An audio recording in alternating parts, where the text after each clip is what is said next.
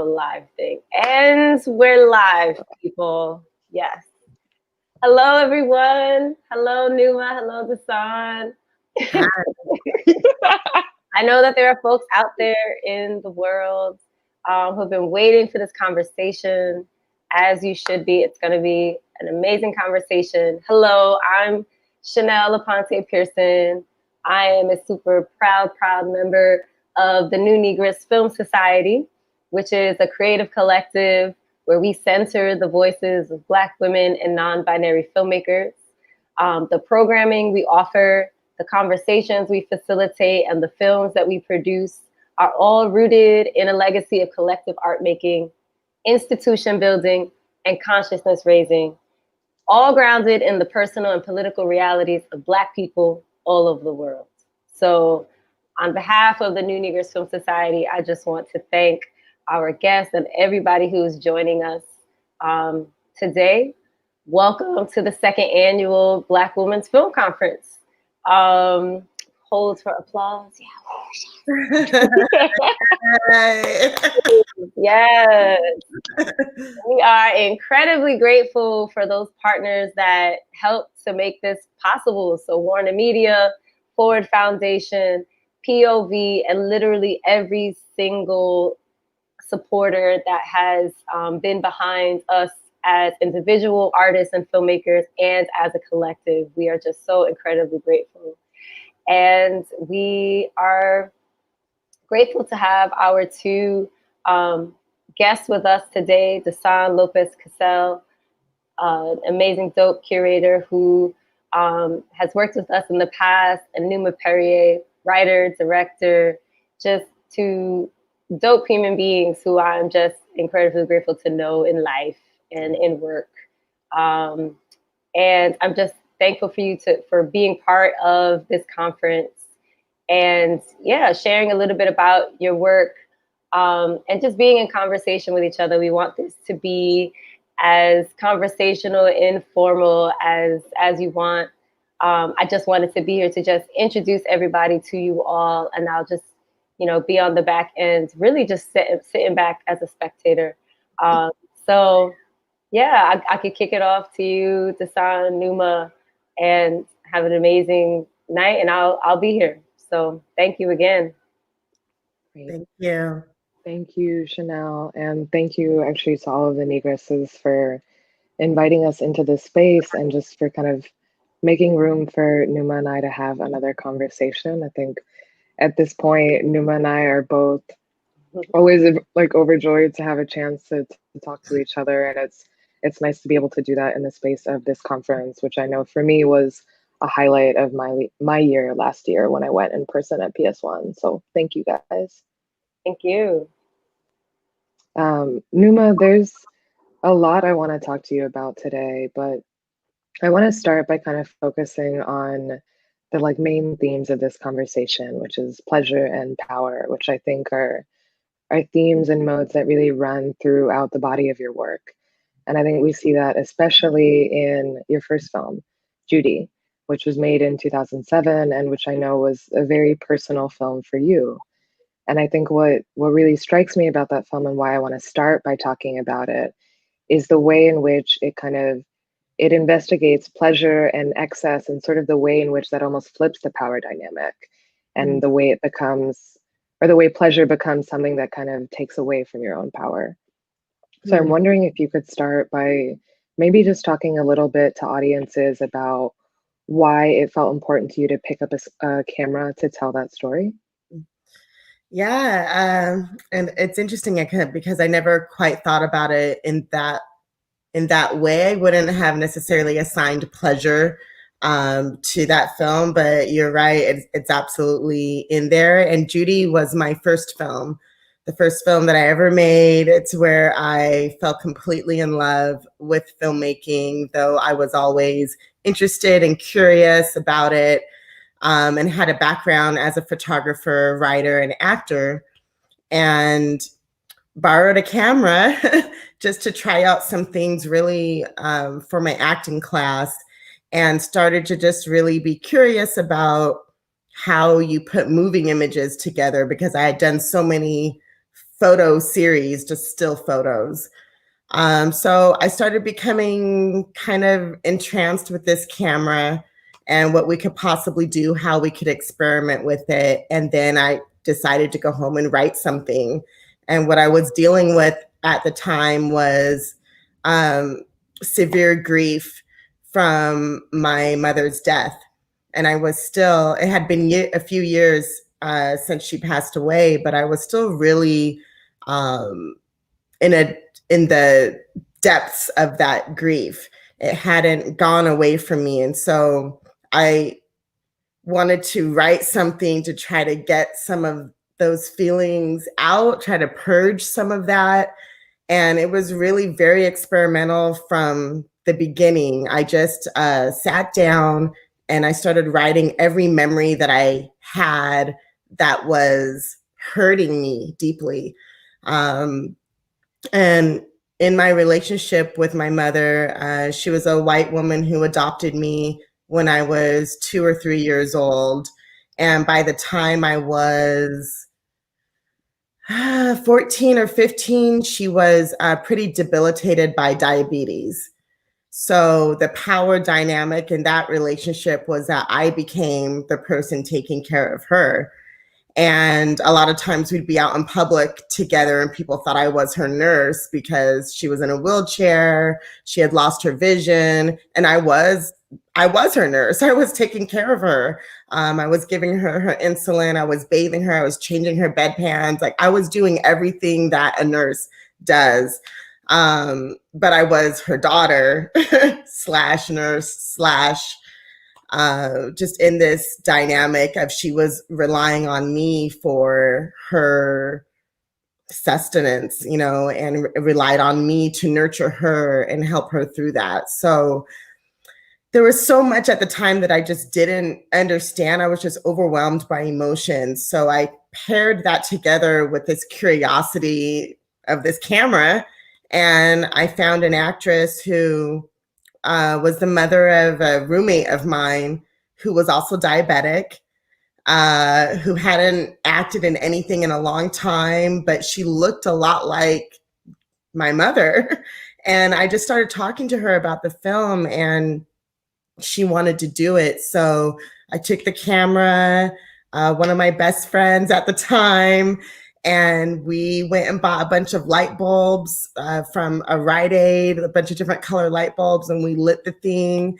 And I walked her through the script because I had, you know, scripted out every memory that I wanted to capture on film. And we did that over the course of the weekend. We filmed my memories. And so the longer title of that is Judy, A Series of Memories. And then throughout the editing process, that is where the film really came together. Is we had a ton of footage, and it was just the early days of me finding my voice, finding my visual voice, finding the emotional palette that I wanted to explore. And yeah, it was really just an act of, I mean, I guess you could say it was an act of healing, but for me, it was just more an act of, I needed to express those things. I needed to share those things in a way that I couldn't talk about my grief in that way, but I could film it. I couldn't talk about the complex feelings that I didn't understand at the time, but I could put them in the film. And that's why I did it. That's why it was really necessary for me. Thank you for that. And I think that I've heard you talk about this film a few times before, but I think it's always interesting to hear you kind of reflect back on it, because I feel like each time I sort of am getting to know your mother in a way every time we discuss it further. And I think that what you're saying about the sort of like cathartic nature of filmmaking is something that I think we've talked about a few times before. And I think that it's something you really see in a lot of your body of work. I think that Judy is very much about grief. For people who haven't seen it, I really recommend you go and check it out. It's streaming now on the New Negress Film Society website, along with many of your other films. But I think that this through line of grief being something that can be sort of maybe not subverted, but sort of transformed and channeled into different emotions via storytelling and filmmaking is something that I see in a lot of your work. And I think that one of the films that strikes me the most in is not only Jezebel, which I want to get to eventually, but also in your film La Petite Mort, as well as in Florida Water. And I think that there's this scene in Florida Water in particular that is a favorite of mine, where there's this group of women and they're standing in a circle and there are all these very beautiful, but also very familiar seeming Black women who are all taking care of each other in a way. And it's clear that they are involved in some sort of ritual, although it's not immediately ascertainable to the audience. But this film is also set in Haiti in the aftermath of the earthquake. So grief is something that kind of runs through it in this way, even though it doesn't have a heavy tone as a film. So I'm wondering if you could maybe just start by talking about that one scene and the significance of that and the very like luscious and gorgeous color palette, which is a lot of reds and golds. And then from there, we can talk a little bit more about grief. Well, a little bit you're taking my breath away because I'm realizing, wait a second, because I think that I know like, what all of my films are about, and they are about those things that I think, but all of my films also deal with grief.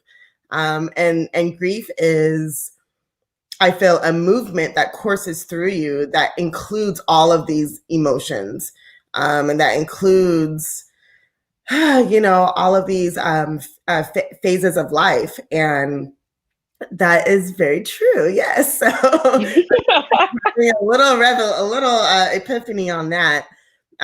But Florida Water specifically was pulled from my other mother. So I reunited with my biological mother, who's a Haitian woman.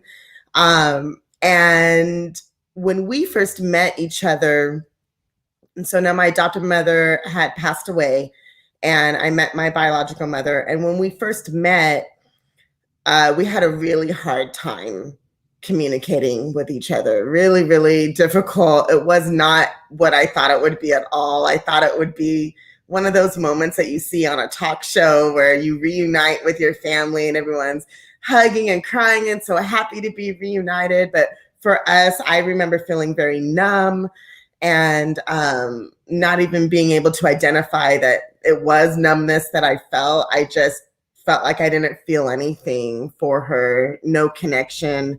And it just took time. No one really prepared me for that. But one way that we would talk to each other, or kind of talk to each other without talking, was to go through her old photo albums. So she had all of these albums and from her life and from her life in Haiti. And I came across a series of photos, and one of them was these women who you see at the beginning of my film, Florida Water, and they're all dressed in red. And it's that exact photo where you can tell that they're doing something ceremonial or ritual. I didn't know what it was, and I'd never seen anything like that before, but all of those women looked like me. And so I felt just so pulled in and drawn to it. And my mother wouldn't really explain to me what the ritual was or what was going on in the photo, but I took the photo. I stole it. And I put it in a book, and I didn't know at the time that I was even going to be a filmmaker, but I just had to have that photo. And I eventually wrapped back around to it and said, I want to create, tableau vivant. I want to, reenact these women and have them come to life and tell their story, what I think their story is. So during the time I decided to do that, I also had all of this footage that I shot when I went to Haiti after the earthquake. I went to Haiti with my mother, and we went there to try to help, try to find family, and just do whatever we could at the time. And so I had a lot of footage from that I included with the reenactment of these women. So I took pieces of what really happened to us when we were in Haiti together, and I got these amazing actresses to step in and fill the roles. And we were dealing with grief during that time. we were also just dealing with trying to survive and get through every day there and get out of the country, get into the country. It was a massive, massive trauma to everyone. I remember being there and seeing people walking around and feeling like I was seeing zombies, you know, like as much as I had seen that stereotype, I felt like I was living it, that I was seeing people in shock in the streets, just walking in numbness, walking in disbelief, walking in total trauma. And so in the film Florida Water, again, I'm kind of just trying to purge some of that I had to hold in. I felt like I had to hold so much of that in when I came back to the States because it was too painful to talk about. So eventually I was able to include some of that experience in the film. Gotcha. Thank you for that. I mean, grief is something that I've been thinking about a lot lately because of the particularities of where we are right now globally, and also particularly like this summer. And I think part of the reason why I asked about that in relation to Florida Water is the way in which, to me, it feels like grief is part of what's happening, but it's not the entire story. And I think that particularly when it comes to a country like Haiti, which is so often framed through this prism of like suffering and grief, but never framed through like it's very exciting and also like very revolutionary history, like that just never comes up. Yeah. And I think that's really something that I appreciated about that film. It's like, yes, you see that not everything is perfect in these stills. Like we see at one moment towards the end of the film that there is a sort of a collapsed structure, but the camera moves quickly away from that, not in a way where you're trying to hide that or glide past it, but in a way that to me very much reads like a gesture of like, yes, this is happening, but also like, we're going to continue moving through this and we're also going to be okay in whatever sense that means. Obviously, that is malleable and that changes, and there's no one definition for that. But I think that's something that I love about that film is that it takes you through all of these different emotions, and it's also just like so visually stunning. Like the light in that film, I think is one of the things that sticks with me the most about it. And I want to just have some more. Yeah, like I just like that's one of my favorite of your films. I feel like I've told you that before. But especially that one scene that I mentioned earlier where women are sort of moving in this like circle of care, really what it is. Like they're all sort of like helping dress each other, like fixing each other's jewelry or hair or pulling up a strap where one has fallen. And I think there's such an attention to costume and set in that scene. And so it makes perfect sense that like this is based on a photograph and you were thinking very much about how to sort of bring this to life as moving image and as a scene. But I'm wondering if you could just talk a little bit more about some of the other things that you had in mind when you were kind of thinking about the costuming and the set design, and maybe like what liberties you took in kind of bringing this from a still image to something that's really more of a world. Yeah, so I wanted to get as close as possible to every detail that was in that photo. And I think on the New Negros film site that the version of that movie has the photograph in the beginning. There's another version of it where that photograph isn't in the beginning. But you see that fade, you see from that photo, you see the actual photo fade into us. So you get the impact of that. But I was very, very, very committed to nailing it as close as possible.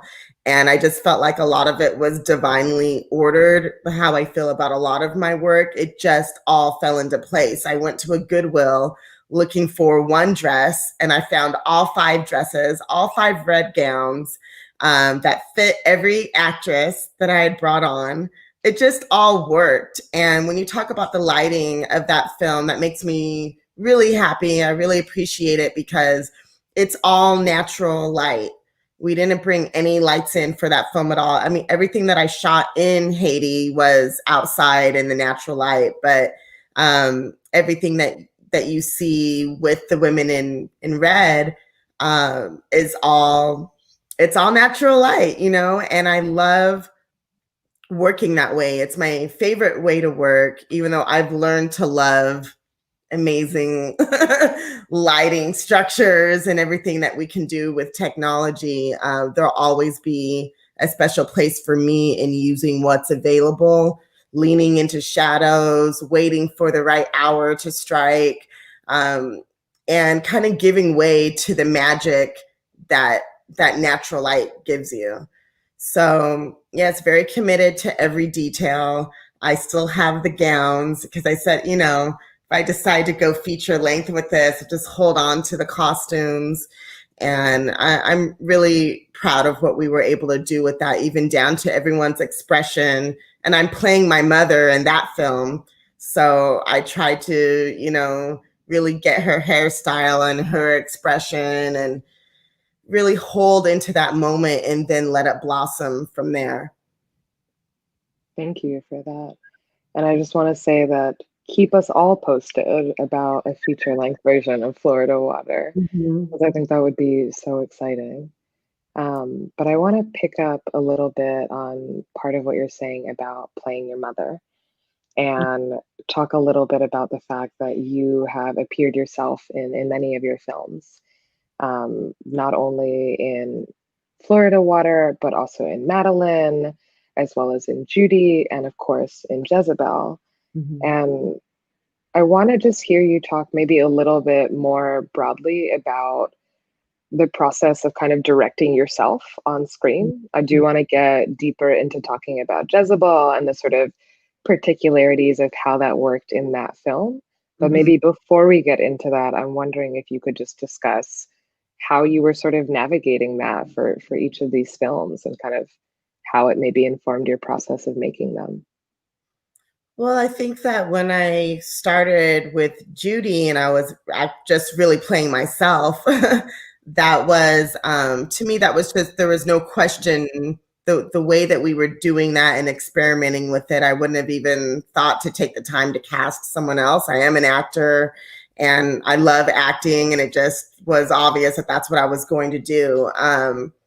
As I continued, the choices were more deliberate. Like in La Petite Mort, I'm not in that film because I wanted to just, first of all, we were shooting on film and I knew I wouldn't really be able to get any playback or anything like that. So I just wanted to be on the other side and really just be the architect in that way, and not have to balance performance and observation. And then moving on to Florida Water, it was important to me to step into my mother's beingness. She's a woman who greatly fascinates me, a woman who I think that I'll never fully know. And this was a way of me knowing her better, exploring who she is the best way that I could. So for me, that was really more of a gift for myself. And because there's not really any dialogue in that film, I didn't feel any real burden of juggling what that was. But I did take the time to really study the photo and treat it as a character, not just, you know, not just, you know, kind of show up and lean on the fact that I look enough like her. So I did some of that character building for that. And then when I'm directing it, I let go as an actor. And when we're done with the take, then I can go look or check in with my DP, who I've communicated, you know, very thoroughly with about what I want, and just keep going. That's kind of my process with it. I do a lot of intense work before we get to set, because I don't feel good about giving myself a lot of extra takes. If we're going to do more takes, I want it to be for the other actors, who've also done a lot of work before they've shown up to set. So it's always, a bit of a balance, and kind of facing the danger of being indulgent at any time. And that's always kind of hovering over me. So yeah, with Florida Water, I just had to be my mother. And with Jezebel, I just had to be my sister. And it was an even more in-depth process of learning a woman who, again, fascinates me, who I love deeply, but who I've always wanted to know and understand better. And in studying her to play her as a character, I became closer to her than I think I could ever be, without that experience. So that's a lot of it for me, is kind of reconstructing my family structure and trying to solve some of the secrecy and misunderstanding that has been there. Absolutely.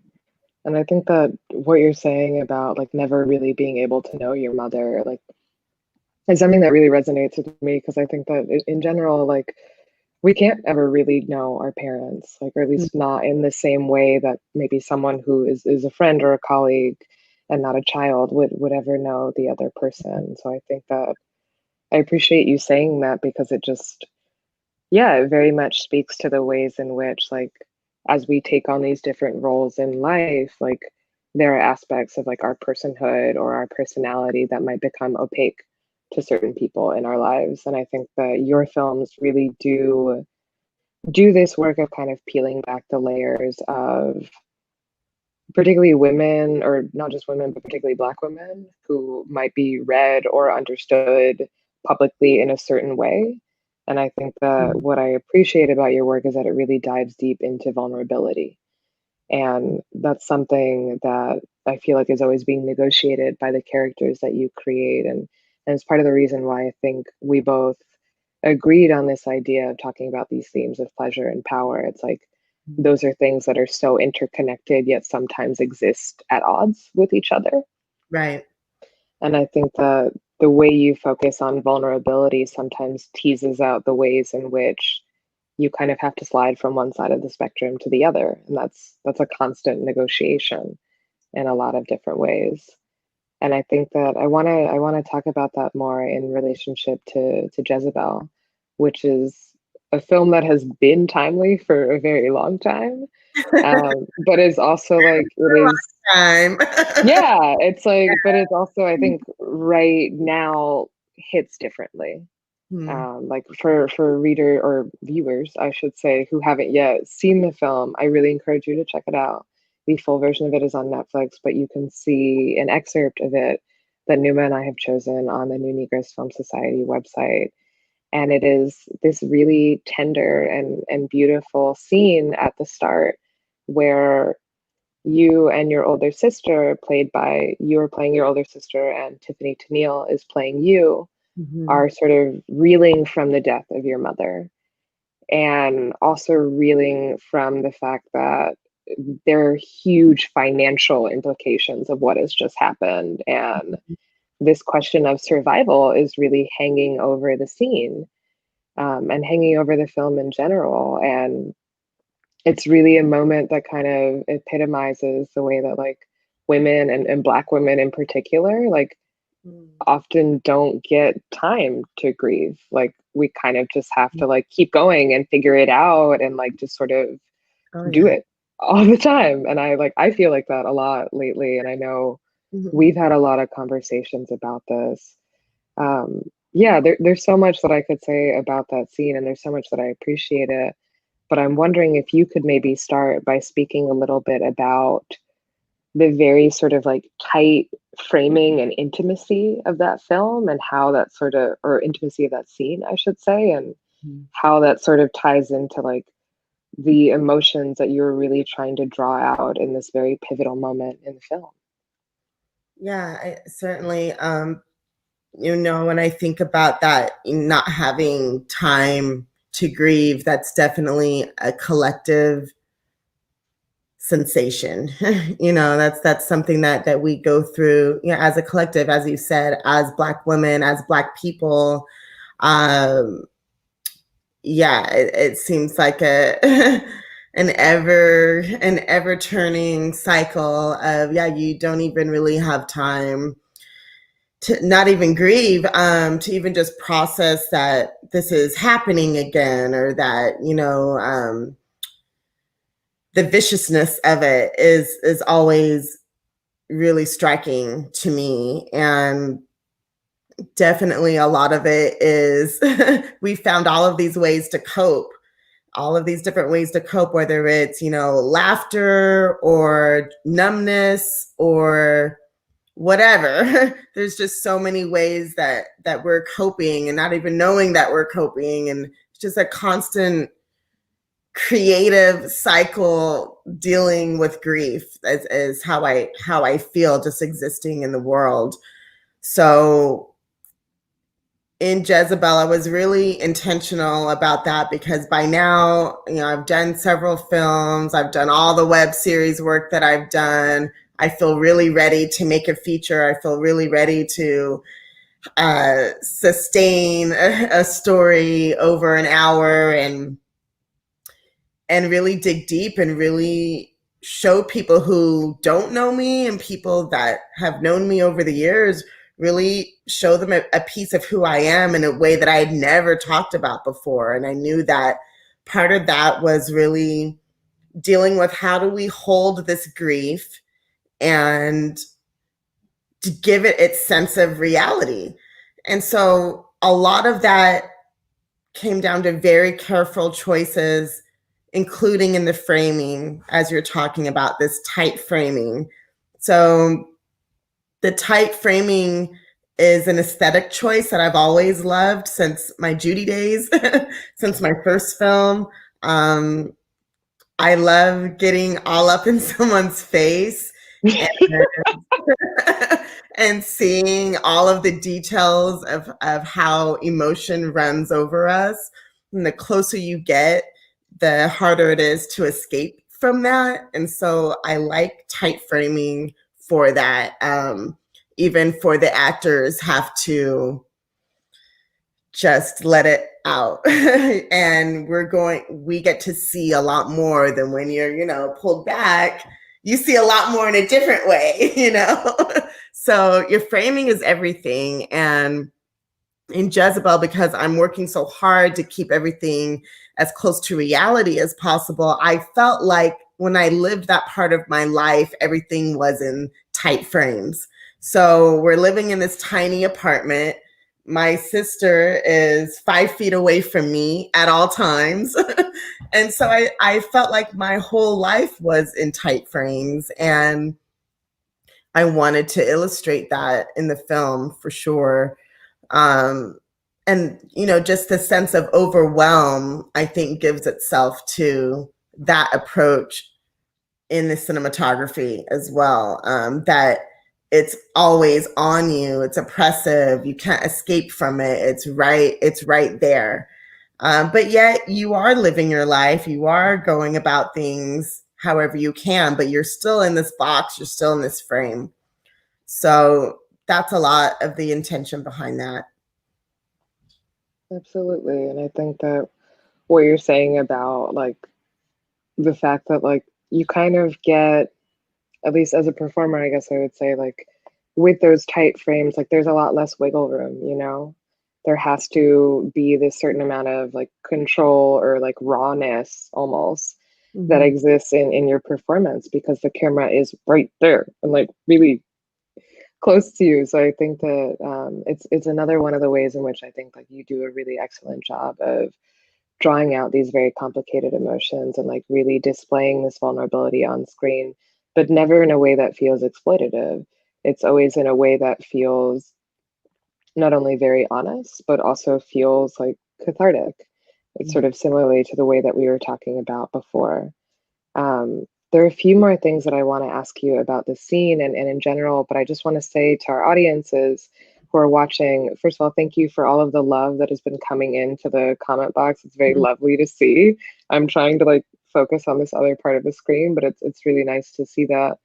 But I would also say that like we do want there to be questions at the end. Please, if you are thinking about anything that you want to hear from Numa about specifically, now is a great time to think of those things, maybe slip it into the comment box, and know that at the end we will take some time and respond to them. So please feel free. DMs for the moment. Yeah. Yes, absolutely. There's much to be discussed and we won't be able to get to everything. So I encourage you guys to put in any questions that you want to ask about Numa's work and her films and her process more broadly. But yeah, let's keep talking about Jezebel and what you were saying about getting as close to reality. I want to just sort of put out there, maybe for viewers who aren't aware of this, but like Jezebel is your story in a lot of ways. Like it's the story of like what you and your sister were going through after the loss of your mother and sort of your, for lack of a better word, like your sort of like sexual evolution and like how you kind of came. Yeah, like that feels like the way to say it. Yeah. Yeah, that's it. And like your experience being a cam girl and like the very early days of that being a thing on the internet. Obviously now there is such a robust world of camming, especially now as a lot of people are quarantining. So I think that's part of one of the ways in which I say this film hits differently right now. Yeah. But I think that what I love about this film is that it's sort of like, it captures that feeling of like AOL, dial-up, like internet being like not as reliable and not something that is kind of a part of everyday life in the same way that it is now. Like there are these like the color scheme of the film and also like the way in which we use like these sort of like chat boxes. There are all these ways in which like you gesture to the aesthetic and the lived experience of either being in those chat rooms or being on the other side of it.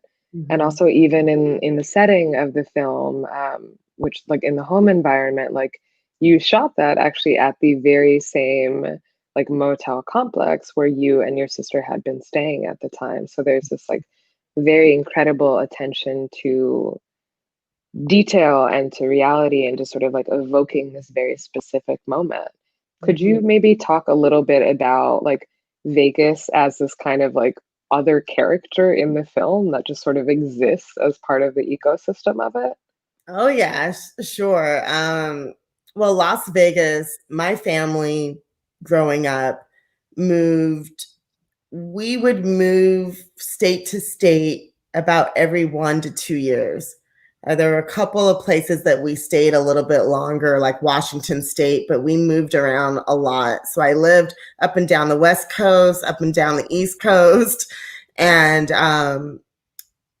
after my father died, my adopted father passed away, my mother's health was starting to decline, and she had a friend who lived in Las Vegas, who she had been friends with for decades. And she said, why don't you come to Las Vegas? She had just gone through a really crazy divorce, and my mother had lost her husband. So they're like, let's just team up and raise these kids together or whatever. Like looking back, I'm like, I think there was more going on to the story. But so there's always more going on in Las Vegas, which was a city that I had never heard of before. I didn't know what Las Vegas was. We had never traveled there. I didn't know what a casino was. I didn't know what any of these things were. So we show up to Las Vegas, and I remember seeing the strip and all these lights, and I'm like, what is this place? And I learned very quickly that it's a place that is not for children, that is not for more so now. They try to rebrand and, you change the way they're perceived. But at the time when we moved there, no, it was very much billboards all over the place. Sex everywhere, gamble everywhere. And for a kid, it was like it was very shocking to be confronted by those images. And what I feel was kind of the city grooming us in a way, grooming us for, okay, when you're of age, you can easily go dance here. You can be a showgirl.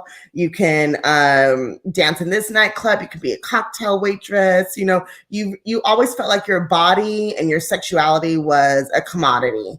And you know, being a teenager and developing and starting to explore your world in that way, you're always haunted. Those images are also around you during that time. So it was very normal for it was very normalized city to get into any type of adult work.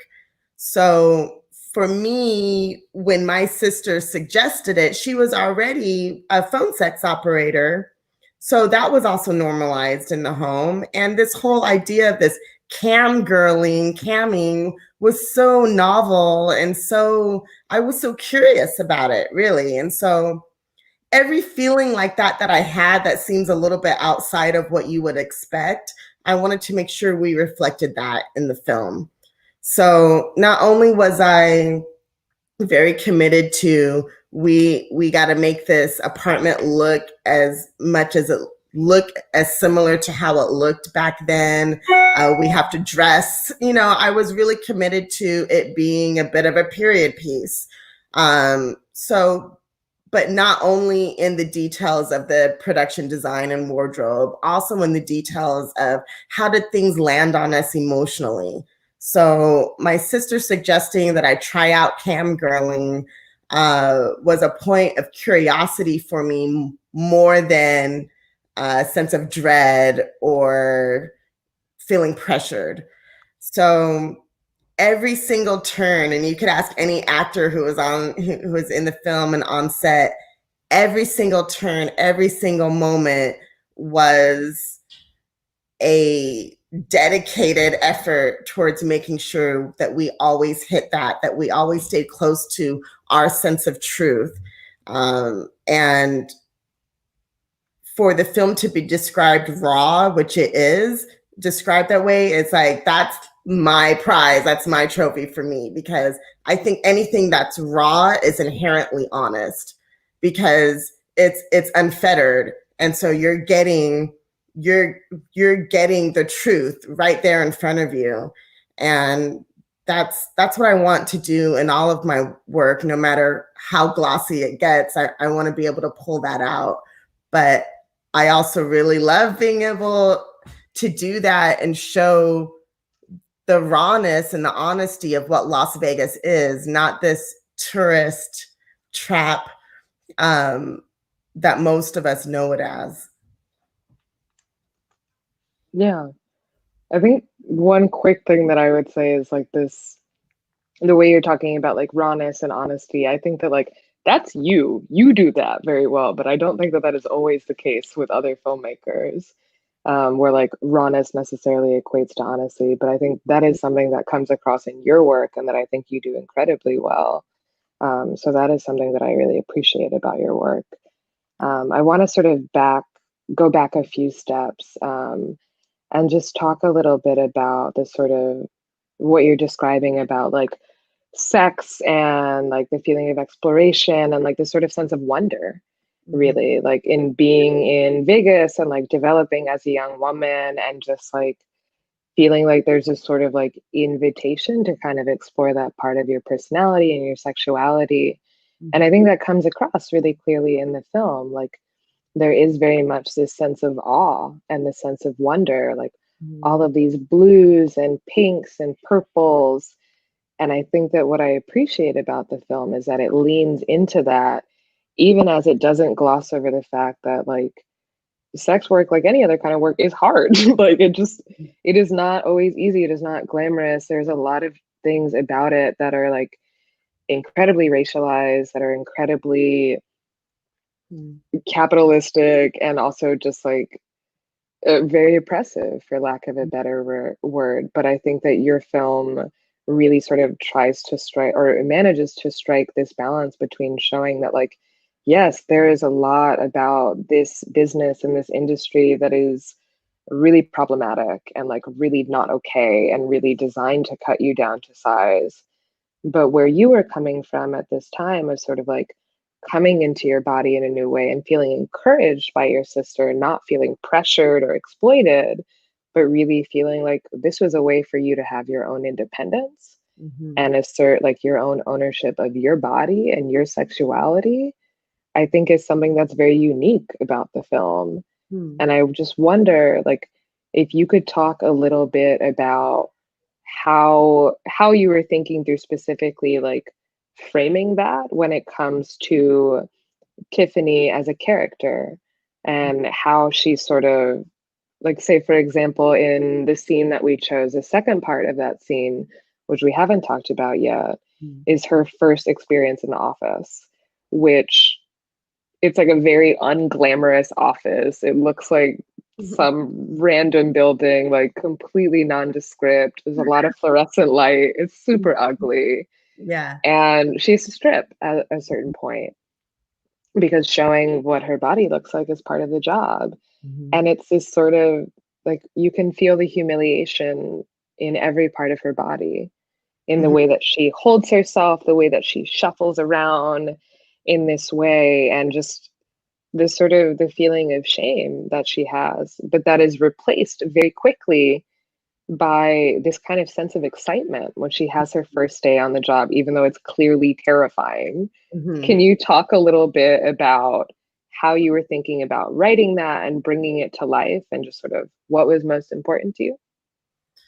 Yeah, what you're saying about kind of the two sides of the coin is ever present. And I always wanted to talk about agency versus exploitation because, again, as you talked about, the sense of wonder around being able to express yourself sexually or being able, to choose to show your body in a certain way or connect with someone sexually, just because there's a sense of wonder and curiosity around that and agency doesn't mean that there isn't also the exploitation happening. And I think that's a very like interesting space to look at and to ponder, really, because both are existing at the same time. And this is where we sometimes get into trouble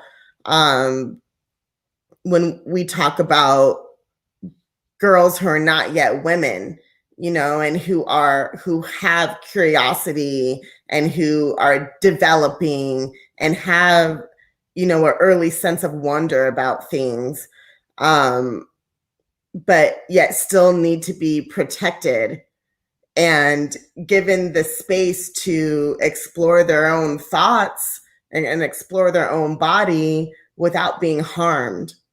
And so there's a very delicate and intimate space where all of that exists. And it's also can be a very dangerous time and a dangerous space. And even once you become of age, whatever that age is, where you reside in the world, you're still on that cusp.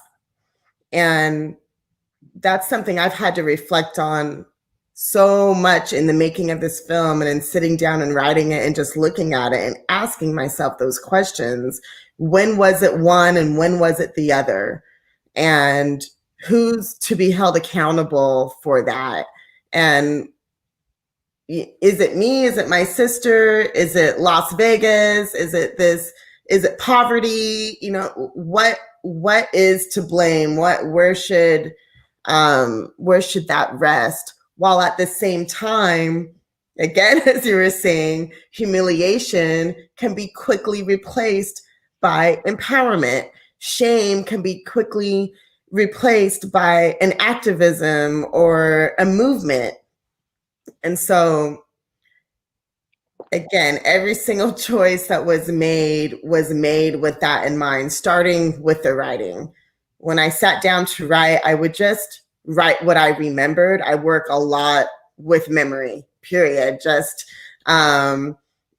whatever details I can pull up, but mostly the emotional memory is what I'm really trying to get on that page somehow, trying to find the right words to express the emotions that I felt so that an actor can take that and then do what they do, which is recreate that and live that out for us. So that's kind of my process if I'm answering the question, but all of those things were very important to me, both sides of it. So I had to show that moment where her very new boss, who she just got hired by 3 minutes prior, is telling her to strip nude in front of him in a very clinical and almost violent in a way manner.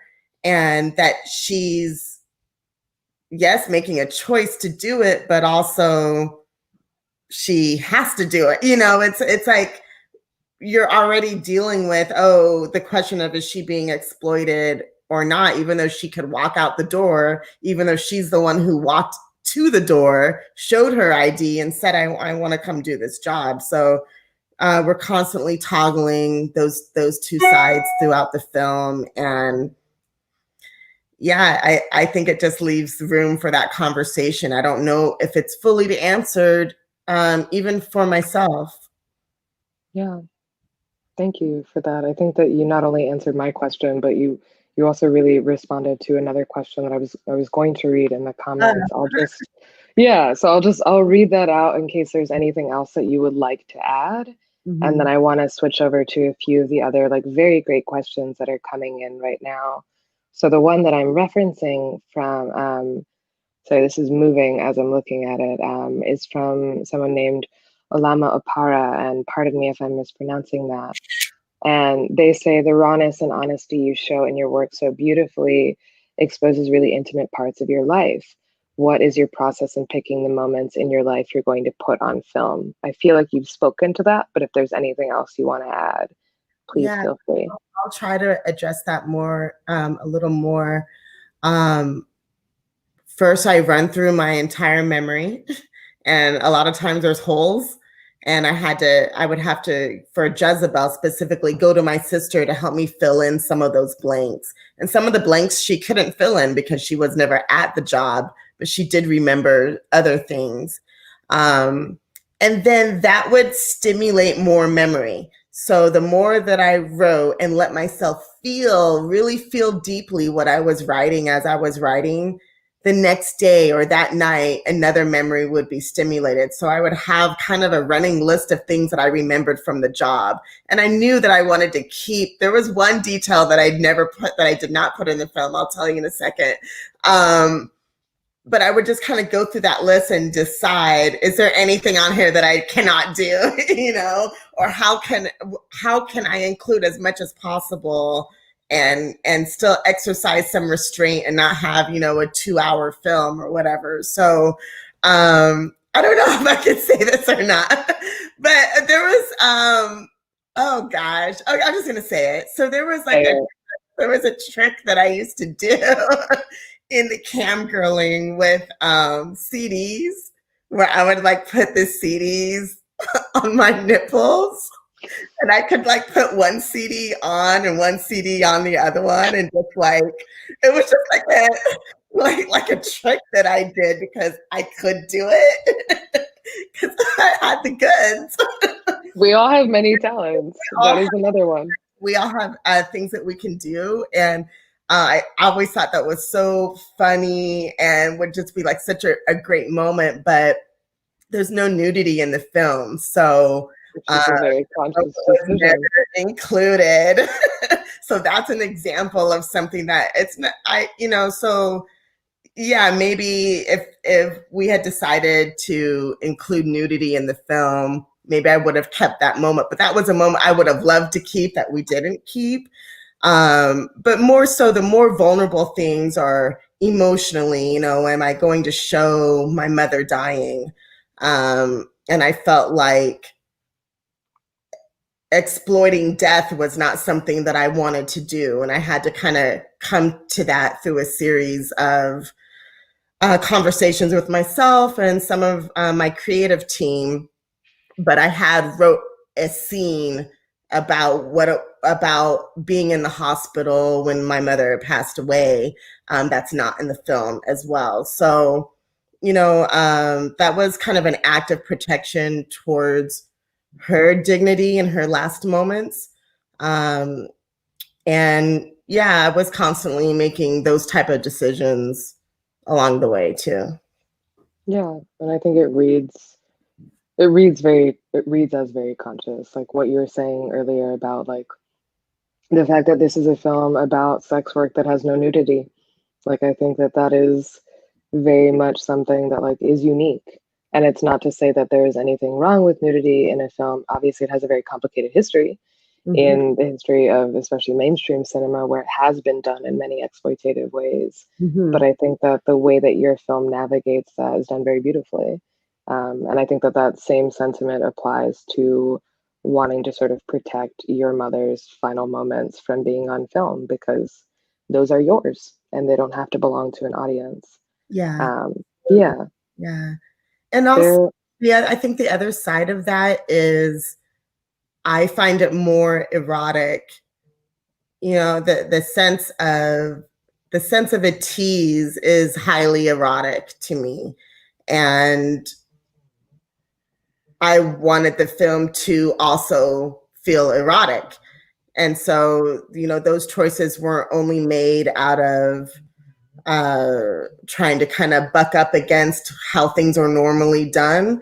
It was also, oh, you're going to feel this more intensely if you're kind of holding your breath and waiting for the next moment. Like, is it going to happen? And by the end of the movie, it's not, but you've still had those sensations. Absolutely. I want to pull another question from the comments that I think really relates to what we're talking about. And this one is from someone, Miski Shiko. Again, apologies for pronunciation. And they say, Numa, the intimacy in your films earlier leads me to believe you edit them as well. If so, how much thought or pre-work or during do you put into the editing? Mm-hmm. Yes, I do edit a little bit. I love the editing process. It's my favorite part. One of my favorite parts of filmmaking is once you've gone through the trenches of the war, then you get to go into, the bunker and do like some other type of work. So that's really what editing is, a form of writing to me. And it's when you really have to reignite your commitment to the film because you've got all this raw footage that you now have to mold and shape and create. And I look at it as sculpture work as well. So you're sculpting and it's surgery, it's all of those things. But I did editing. So if I'm not doing some of the editing, I'm very closely working with my editor. We're like this the entire time. I did Florida Water. I did editing on for sure. Did I edit I did not edit I think actually of the films that are up on the site, I own the only editing that I actually put my hands on as a craftsperson in that way was Florida Water, but I worked with amazing editors on Jezebel. An incredible woman named Brittany Lyles came in and just understood it, didn't back away from any of it, not a prude in any way, was just able to get in there with me. And yeah, I love the editing process, but if it feels like my hands are all over it, it's because I get as close to that as possible, but I'm working with really great editors who allow space for that. Thank you. There are a few more questions that I want to take, and I'm going to apologize in advance for the fact that we may not be able to get to all of them. But I think a good next one for us to go into is right here. So this one is from someone named Letitia Guillory, and they say, Numa, can you talk about the ending of Jezebel a bit? There's a kind of hope, but also a sense of danger at the end.